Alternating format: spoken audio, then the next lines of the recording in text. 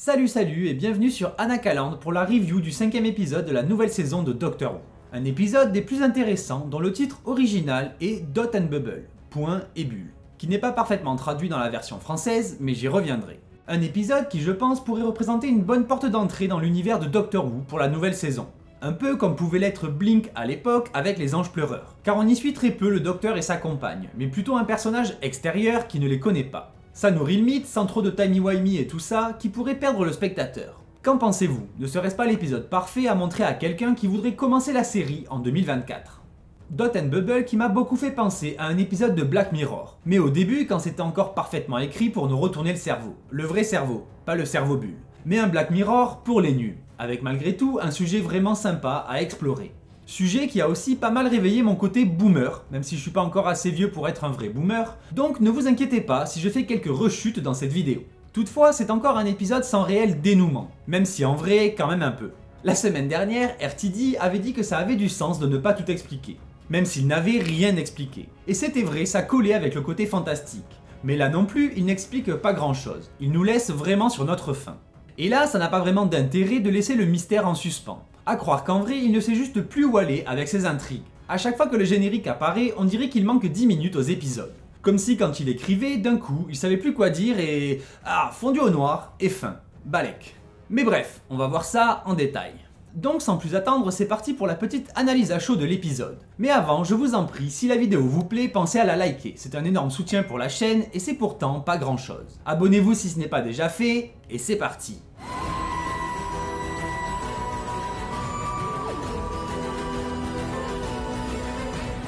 Pour commencer, comme attendu après le teaser de la semaine dernière, c'était un épisode à la direction artistique très colorée et acidulée, et aux propos plutôt intéressants. La production design était vraiment cool, très en adéquation avec le sujet de l'épisode, même si encore une fois c'est très limité niveau décor. Surtout grâce au côté FaceTime et tout ça. Mais ça reste dans la tradition de Doctor Who. Même si le budget a augmenté, on ne jette pas l'argent par les fenêtres. Ainsi, ça reste plus ou moins authentique.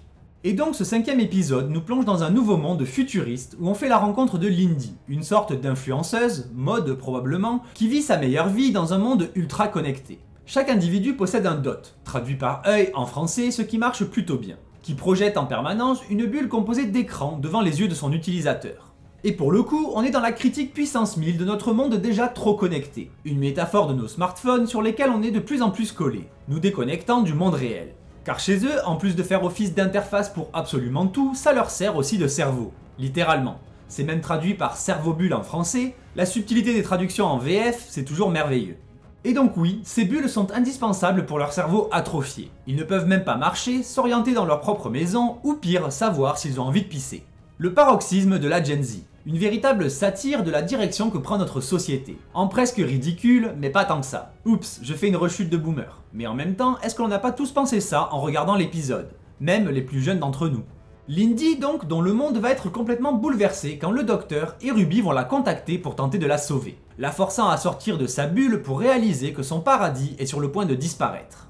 Des monstres genre grosse limace dévorent ses amis et voisins en toute impunité, vu que tout le monde ne voit que par le prisme de leur bulle. Ils passent littéralement devant les monstres et même des corps mais ne remarquent rien.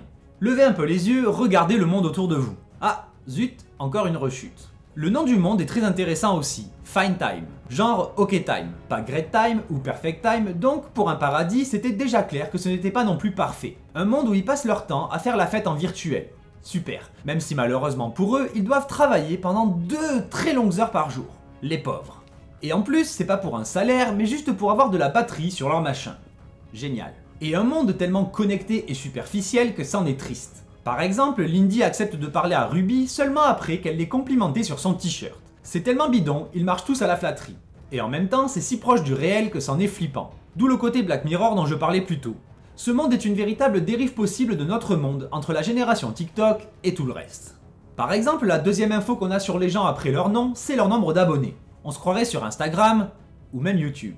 Et en parlant de génération TikTok, j'ai trouvé très drôle le Ricky September.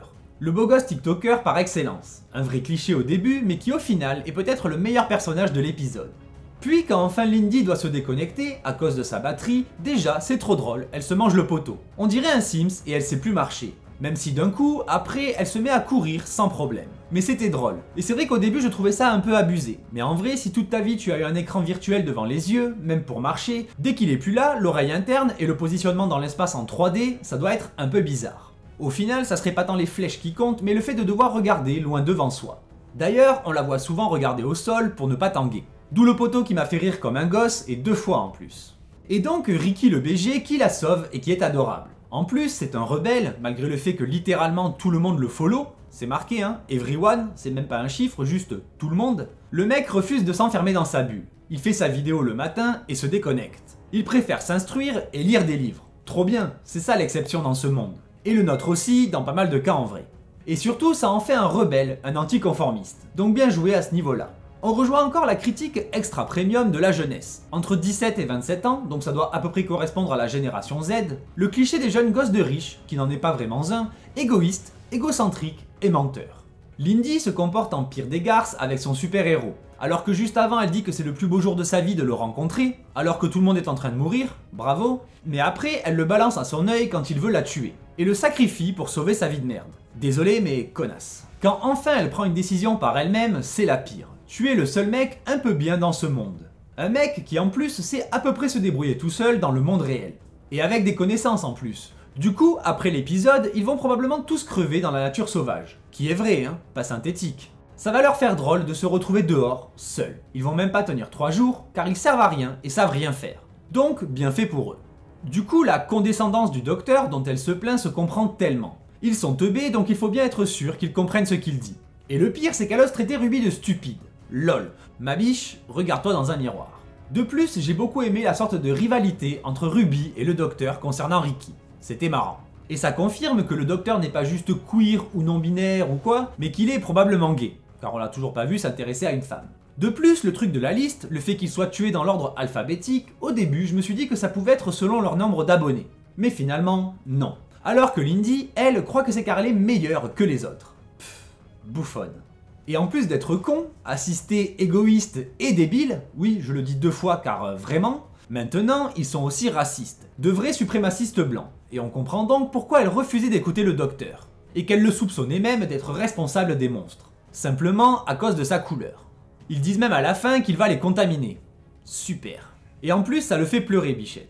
Alors qu'eux-mêmes ne sont pas très humains. Au tout début, la bulle de Lindy sur la route du travail lui avait fait contourner un corps. Et aviez-vous remarqué que le sang par terre était vert? Donc pas si pur que ça les crétins. Mais ils osent quand même faire chier avec la couleur de peau. Ils ne méritaient vraiment pas d'être sauvés par le docteur. Et en ça, je trouve que l'épisode fonctionne vraiment bien, concernant le message de tolérance et tout. Le message est plutôt subtil, personne n'en fait des caisses. À part le docteur qui lâche un gros glavio quand il s'énerve, mais ça, c'est une autre histoire. L'épisode ne nous présente pas une société idéale, mais au contraire, un monde raciste. Pour faire réagir le spectateur qui se dit alors que c'est des cons. C'est donc tellement plus efficace. Même si encore une fois, ça se finit un peu abruptement. En même temps, je comprends, il ne mérite tellement pas d'être sauvé par le docteur. Mais même concernant les causes de tout ça, on n'a pas vraiment le fin mot de l'histoire. Certes, le docteur émet l'hypothèse que ce sont les sphères qui sont devenues conscientes et en ont marre de ces humains crétins, et je les comprends, ça doit être dur de les supporter, mais le docteur ne tente même pas de régler le problème encore une fois. Dans le bon vieux temps de la série, même si des idiots refusaient d'être sauvés, il faisait quand même le nécessaire pour régler le problème.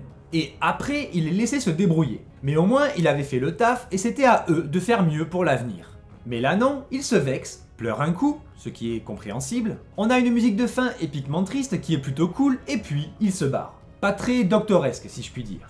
Une musique de fin d'ailleurs que j'ai vraiment pris, surtout dans ses premières notes, pour celle de l'épisode Rings of Akatem, avec le 11e docteur et Clara. Je ne veux pas me faire striker la vidéo, donc je peux pas vous mettre la musique, mais dites-moi si ça vous a fait pareil, pour ceux qui avaient vu l'épisode bien sûr.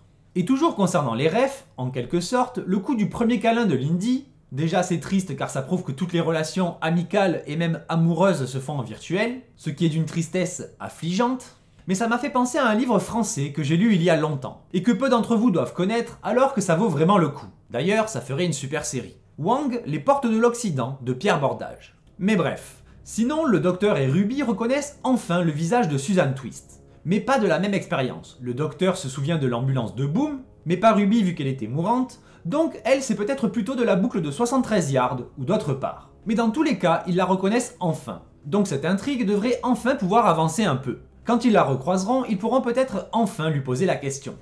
En conclusion, un épisode bien réalisé, avec une DA bien marquée et de qualité, et un docteur, comme toujours, parfait dans ce rôle. Et qui nous montre toujours plus à quel point ce docteur est réglé sur l'émotionnel plutôt que la raison. Donc bien différent de ses prédécesseurs, et peut-être que c'est une conséquence de sa thérapie. Même le postillon de l'enfer devait être un accident tant il était dans le rôle. Et le thème abordé par l'épisode, l'intrigue et l'histoire sont très fun et impactants. Traités d'une manière originale pour 2024, même si encore incomplète, je trouve. Comme tout le reste de la saison dans le fond. Le seul épisode à avoir une vraie conclusion, c'était le premier.